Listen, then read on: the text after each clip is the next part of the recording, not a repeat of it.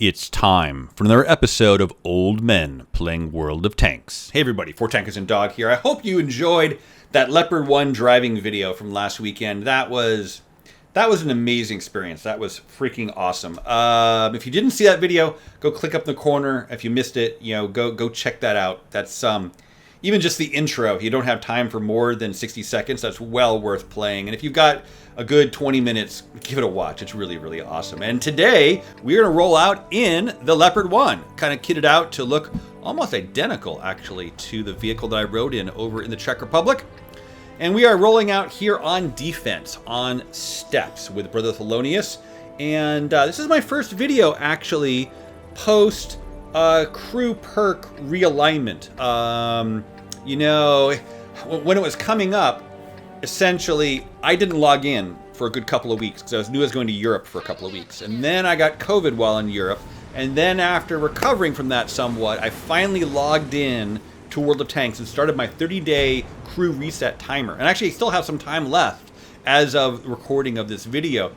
But you're probably already done with that. So would it be useful? Let me know in the comments below. Would it be useful to do a crew perk guide at this point of what I have equipped on my light tanks and medium tanks and et cetera, et cetera? Let me know down in the comments below. Anyway, we're rolling out here on defense. We're going to stay low, kind of play cat and mouse with the 100 LT. We don't want to get lit. We want to be able to peek up in these bushes and get some vision heading out north, as well as to the zero line. Try to see who is coming. That E4 is skylined and an easy shot. So we'll go ahead and put in a shot there. And we penetrate beautifully and don't get lit.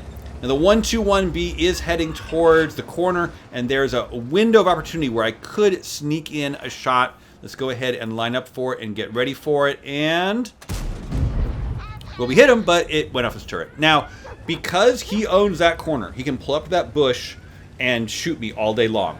So that's it. I've got to leave. And in fact, Brother Thelonious also is pulling back as well. Essentially, we are setting up for a base defense. Now, one of the nice things about being in the rocks here on the H row is you actually have shots in both directions. And so you can support both ways, but keep them at arm's distance and not get lit or shot if at all possible. So let's talk about deployment here a little bit. Our team has mostly gone to the heavy zone, significantly, which is definitely a bit of a concern. You know, in attack defense, you would assume that the defender has the advantage, and you would be generally right. But the attacker does have an advantage as well. The defender has to cover all flanks until you see where the enemy is coming from. The attacker can choose the time and place of their attack, and they can concentrate their forces.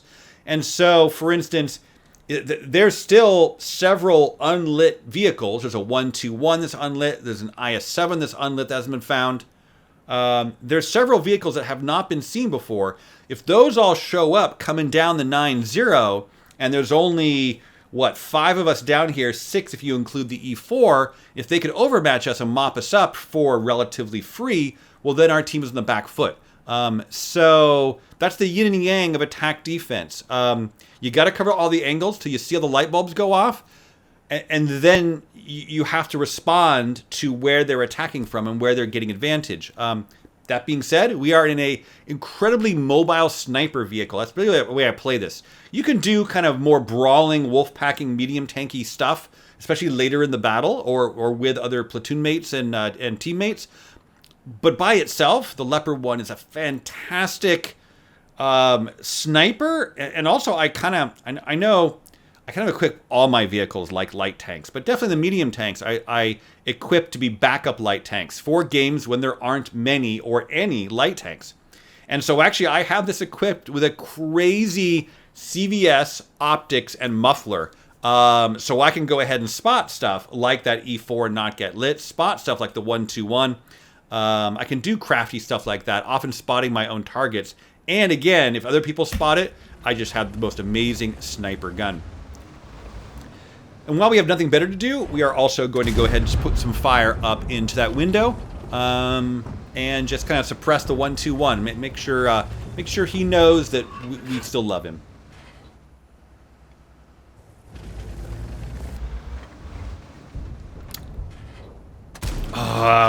God, missing that chieftain was That would have been a really valuable 500 hit points to take off. But we'll make it up by sniping in on Mr. STB1. Come on, back up, back up. Oh, beautiful shot. So we're communicating constantly with Brother Thelonious, right? We're talking to each other about who's peeking up, who has an angle on what. So we're constantly, oh, sweet kill. We're constantly talking to each other and feeding each other intel. IS-7 has arrived here on the 9-0. Kind of late, too, which is kind of interesting. I mean, IS-7's a very fast tank. Kind of odd that he showed up so bloody late. But we lit him, or well, somebody lit him. Probably the light tank lit him. Now, something cool here. Notice, coordination just went off. You can see the badge that showed up just right here, as well as the timer down there. So that is going off immediately when you spot somebody, and my sixth sense won't go off for 2 or 3 seconds because the 100 LT and I lit each other. Now, obviously, if you are totally paying attention, you know that the 100 LT probably lit you at the moment you peeked up and everything's okay. But it kind of adds an extra reminder for those moments when it catches you off guard to kind of have almost like a proxy extra sixth sense, which is instantaneous. That's pretty cool. That is pretty cool. Generally, I run this skill, coordination. I run coordination on all my light tanks and a lot of my medium tanks, definitely. I light stuff, and then my next, reload is, what is it, like 1 or 2% quicker. It's nothing big, but, it helps. And we just got a bunch of spotting on Mr. 100 LT, so, hey, we'll take that as well. All right, Rudy said we've gone dark. And we're peeking around back downhill side. Now we're peeking out on the uphill side. No signs of Mr. 100 LT. Oh, we did get a blind shot. That was odd. I think it was just random timing. Random timing. Ninja Coconut is perhaps backing up into traffic. Is he gonna? Oh, the BZ-75. Whoa, what a pixel hunt shot. It is a low roll, but that was God. The Leopard One's gun is so sweet. 121 backing up in the traffic, and we bounce off his frickin' turret. JPE 100 backing up into traffic. Now I'm definitely yelling at my brother. Oh my God! Juicy target! Juicy target! Up to 2,000 damage. Now, so what I think's kind of going on here, as we see the E3 perhaps peeking out, and we're waiting to nail him, and he backs up. What I think basically happened here is, I mean, sure, our team overinvested in the 1-2 lines. But I think the red team also overinvested in the 1-2 lines. Essentially, I think they have too many tanks. And so for these guys to get shots, for these guys to get angles, for these guys to contribute in the heavy zone, they are feeling pressure to maneuver into a position that exposes them to Brother and I. And that's too many tanks. Now, maybe they're Muppets. Maybe they're just bad at hull exposure control. All possible. All possible. But it's not hard to imagine that tanks like the 121 and the STB1 could have been so much more useful on the 9-0. And also, here on the 9-0, right, the 121 is isolated, and it's just a matter of time before our guys in the K-Row go mug him. And the IS-7, we have this fast, powerful, well-armored tank who's basically doing just as little as the 100 LT, kind of goofing around there. And also, look at the light bulbs. Everybody is lit except for the K91. Everybody is lit. So, that's it. There's nobody left. That 121B has no more fire support. It is time to mug that guy. They'll get the memo in a little bit. Don't worry. We're just going to keep farming damage. Keep peeking up and make sure we are trying to light the IS-7 and or the 100 LT. And keep peeking up and throwing shots into the bushes. Rinse and repeat.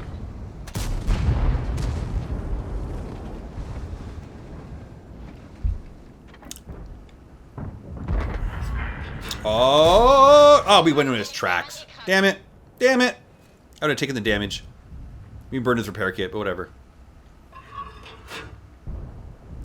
It's 2-1. Hit points are tied.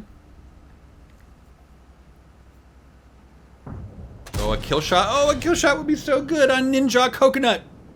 Damn it. Reload. Oh, coordination just went off. See it? Coordination went off.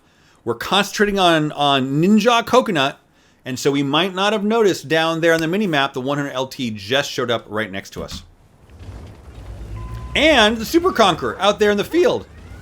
The Super Conqueror is literally like just standing in the field. I would love to shoot him, but he is like staring right at me. Brother is punishing him in return, and the Super Conk can't pen Brother, which is pretty hilarious. Anyway, when our LT comes out, we actually auto-aim on that and just wait for him to like go ahead and expose himself, and the 57 Heavy is obliterating him from behind. Boom. Now at this moment, Brother and I are literally, we're like 10 seconds.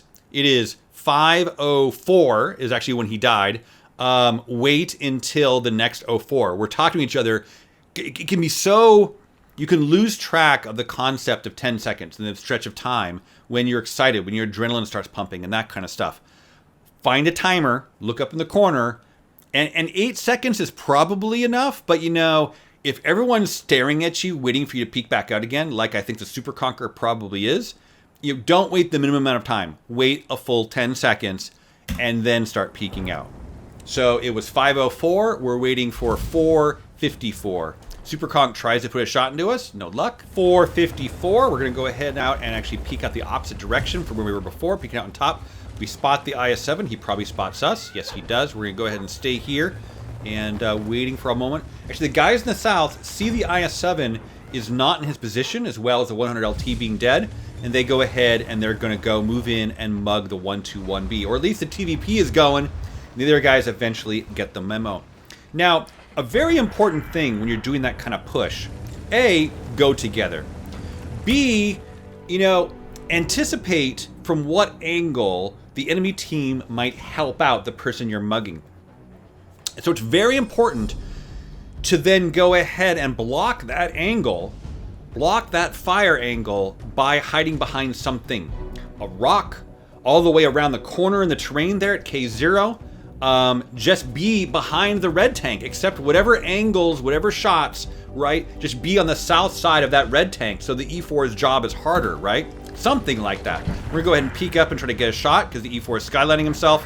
He blows up our TVP, but the mugging is successful. The E4 starts backing down because he's not appreciating getting shot, and the IS-7 is himself now pretty isolated. We're now backing up, looking for the Super Conqueror, wondering where the hell did the Super Conqueror go? Brother is like, it's 7-2, dude. I'm bored. We're pushing this IS-7. And the K91 shows up. Look at this. The K91, you know, a day late and $1 short. We get a nice shot into the side of him. Brother shoots him as well. He's skylining himself over those ridges. He's going right into those medium tanks. It's you know, that's somebody who was standing in the back far too long and allowed the 121 to just get sniped and obliterated. Anyway, we're going to go ahead and move in, try to not get lit with the IS-7. We're going to go get a new angle on him.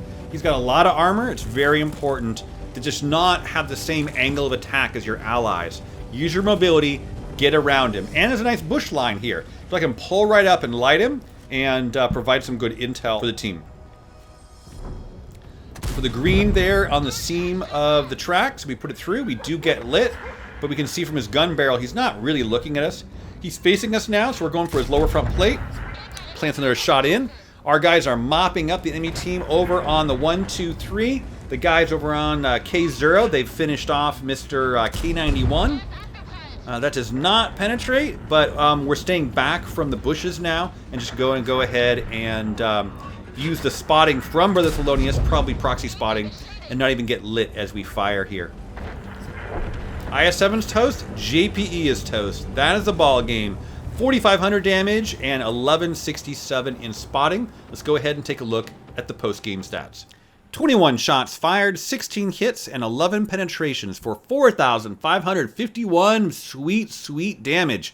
Never even used any premium ammo, 45,000 silver worth of profit. Really a fantastic game, over 1,000 damage in assisted. We damaged 8 different vehicles, destroyed 1, spotted 2. Cannot complain. A very, very nice battle. We were, 5th highest in XP. We were 4th highest in damage. Fantastic game. Over on the enemy team, well, they struggled. Like, the number of tanks that have over 1,000 damage is half of them. The number of tanks that have significantly over 1,000 damage is just 5 tanks. And this is a tier 10 battle. That's a real tough road to hoe there. They did have a cheater chieftain, and it was delicious to go ahead and shut him down. Definitely a lot of the guys who went towards the eastern side just were so passive. They didn't really apply. The IS-7 had one hit. Now, he bounced 3,000, but big whoop-de-doo. That wasn't really contributing to the victory, was it? He was a platoon mate with the super conch that went to the heavy zone. Interesting. You know, when you're platooning, ideally, you know, your superpower when you're platooning is the coordination you can have, the communication you can have with essentially 1/5 of the allied team. The three of you are 1/5 of your team, and you can coordinate together far better than anyone else can. So, you know, being on the same flank is really useful, and going to opposite flanks just throws away that utility. Brother and I were definitely coordinating constantly, and you know, maybe they thought they were just going to be carried along by Mr. Daytime Whiskey here in the T95. That's certainly possible, but anyway. So like the 100 LT did almost nothing. The K91 had 1,000 damage from range. He actually blocked 1,000. That's funny. The SP1 we killed up in the north. Ninja Coconut like got a couple of hits in. That's all. He was facing off frontally with heavy tanks. Why be there? Why the 121 and the STB1 and hell, even the K91 should have joined that YOLO push down into K0 and then worked your way. You know, you get into K0, you take control of the ridge to the north, right, between you and the field, and then once your guys can infiltrate that row there where the IS-7 and the 100 LT were, then you go pushing in along the row there on the south, on the K row. They honestly did not have enough gun barrels there in the southeast to do the job. They had too much invested in the north, and they just bled hit points. You know, our team did a great job. You know, wherever they were positioning or however they were managing their hit points and stuff, they did great. We had a mouse that had one shot of damage and was shot 8 times and only had 6 penetrations.